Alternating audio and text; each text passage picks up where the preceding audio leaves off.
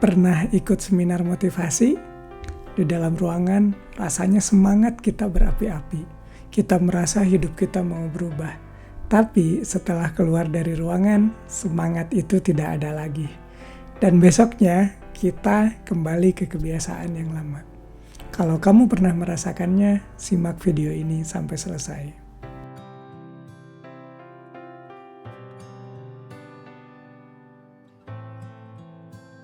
Assalamualaikum warahmatullahi wabarakatuh. Teman-teman, hidup ini tidak seindah yang motivator ceritakan. Mohon maaf ya, saya bukan sedang meremehkan para motivator. Banyak dari mereka yang luar biasa. Tapi ada satu masalah mendasar dengan motivasi, yang itu sifatnya sementara. Motivasi itu seperti bensin. Kamu isi penuh hari ini, besok akan berkurang. Lusa mungkin habis dan kamu perlu isi lagi. Pergi ke seminar lagi, nonton video lagi, baca buku lagi, dan siklus ini terus berulang-ulang, tapi kamu tidak pernah kemana-mana.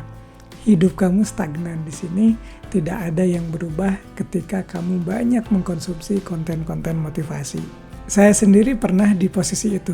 Ikut seminar, semangat sekali di dalam ruangan, ketika keluar, rasanya sudah berbeda. Bukan karena seminarnya yang jelek, tapi karena semangat yang datang dari luar itu tidak bisa bertahan lama. Kalau di dalam kita sendiri tidak ada sesuatu yang lebih kuat untuk menopangnya. Dan sesuatu yang lebih kuat itu bukan motivasi, itu namanya komitmen. Para peneliti di Universitas Cranton pernah melakukan studi tentang resolusi tahun baru. Hasilnya 92% orang gagal mewujudkan resolusi mereka. 92% orang gagal. Bukan karena mereka tidak termotivasi. Di awal Januari hampir semua orang semangat. Tapi semangat saja tidak cukup untuk melewati hari-hari yang biasa. Hari-hari yang melelahkan, hari-hari yang tidak ada yang menyaksikan keberhasilan diri kita. Ada 3 alasan utama kenapa motivasi saja tidak cukup. Yang pertama, motivasi itu bergantung kepada perasaan. Kalau kamu hanya bergerak ketika merasa termotivasi, kamu akan banyak diam. Karena perasaan itu berubah, hari ini semangat, besok lelah, lusa ada masalah lain yang sangat menguras energi.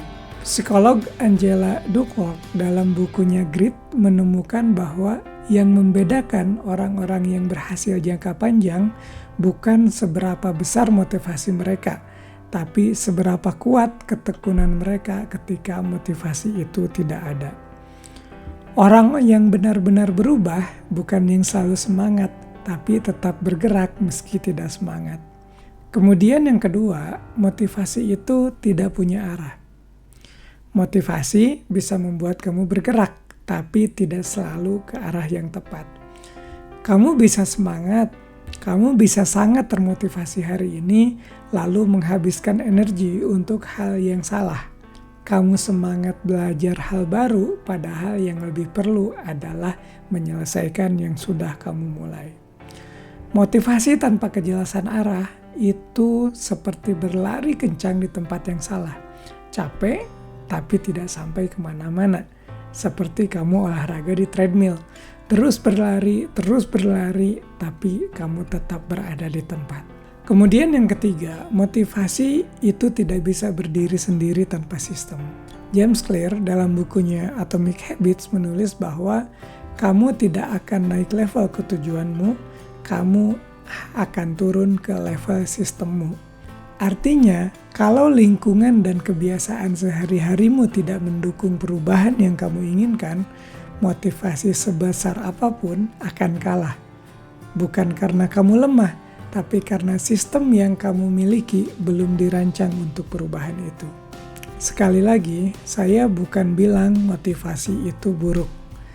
Motivasi itu perlu, tapi ia hanya titik awal saja, bukan menjadi bahan bakar utama. Yang kamu butuhkan bukan motivasi dari orang lain. Yang kamu butuhkan adalah komitmen dalam diri sendiri. Dan komitmen itu berbeda dari motivasi.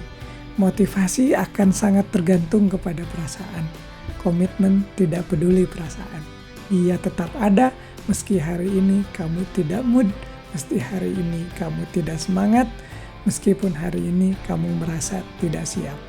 Lalu, bagaimana kita membangun komitmen yang kuat? Setidaknya ada 3 hal yang bisa kita mulai. Pertama, kita perlu mengubah kata-kata dulu. Kebanyakan komitmen kita rapuh karena dibuat dalam kondisi yang ideal. Kita berkomitmen ketika semangat, namun ketika habis baca buku bagus, ketika baru pulang dari seminar. Tapi hidup itu tidak selalu ideal. Ada hari-hari yang berat, ada minggu yang kacau, ada bulan yang terasa tidak ada habisnya. Maka komitmen yang kuat bukan hanya saya mau berubah, tapi saya akan tetap bergerak. Meski hari ini lelah, meski tidak ada yang melihat, meski hasilnya belum kelihatan. Coba tulis komitmen kamu dengan kata-kata meski di dalamnya. Rasakan bedanya. Saya akan olahraga meskipun saya sedang malas. Saya akan membaca buku meskipun hanya 1 halaman. Coba rasakan bedanya. Peneliti dari psikolog Peter Goldwasser menunjukkan bahwa orang yang membuat implementation intention, yaitu rencana yang menyertakan kondisi spesifik, kapan dan bagaimana mereka akan bertindak, 2 kali lebih mungkin untuk benar-benar melakukannya dibanding yang hanya punya niat saja. Bukan seberapa besar semangatmu, tapi seberapa konkret rencanamu. Kemudian yang kedua, kamu perlu buat komitmen sekecil mungkin. Kita sering membuat komitmen yang sangat besar. Olahraga setiap hari, baca buku setiap minggu, bangun jam 5 pagi. Hari pertama kita semangat. Hari ketiga udah mulai berat. Seminggu kemudian kita berhenti melakukan itu. Dan akhirnya kita menyalahkan diri sendiri. Padahal masalahnya bukan di kita, tapi di ukuran komitmen yang tidak realistis. James Clear menyebutnya 2-minute rule atau aturan 2 menit. Mulai dari versi 2 menit dari kebiasaan yang ingin kamu bangun. Mau rutin baca? Mulailah dari 2 halaman sehari. Mau olahraga? Mulailah dari 5 menit sehari. Mau lebih disiplin pagi? Mulailah bangun 5 menit lebih awal. Nggak usah bikin target yang besar. Yang kecil-kecil aja dulu lakukan dengan konsisten.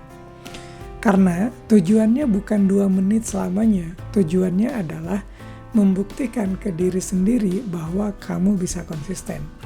Karena dari situ kepercayaan diri bisa tumbuh, dan dari kepercayaan diri komitmen akan menguat dengan sendirinya.